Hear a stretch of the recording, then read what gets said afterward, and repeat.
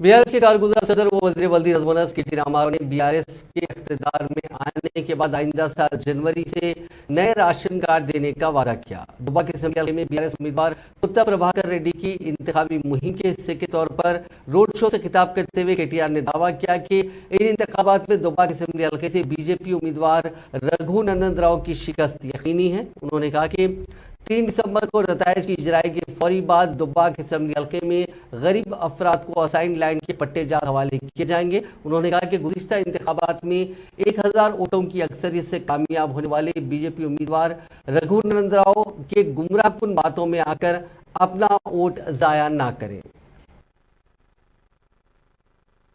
వెంకటరెడ్డి ఇటుంటాడు, చిన్న వెంకటరెడ్డి అవతలుకుంటాడు, 3 పాటలు 3 ఉంటారు ఉంటాయి ఇక ఊరన్నాక.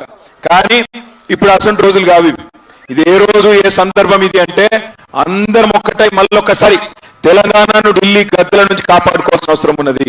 ఇవాళ బీజేపీ వాళ్ళు దిగుతున్నారు, పెద్ద పెద్దలు, అమిత్ షా అట, మోడీ అట, యోగి అట, వెనక భోగి అట, ఆ భోగిలో 15 మంది కేంద్ర మంత్రులట, 15 మంది ముఖ్యమంత్రులట, యువతలకెళ్ళి రాహుల్ గాంధీ, సోనియా గాంధీ, ఖార్గే, డీకే, సిద్ధరామయ్య ఓరిగా ఢిల్లీకి వెళ్ళి బయలుదేరి ఒక్కొక్కడు షేర్లు, శంషేర్లు, బబర్ ఖాన్లు, తీస్మార్ ఖాన్లు మస్తు మంది బయలుదేరింది.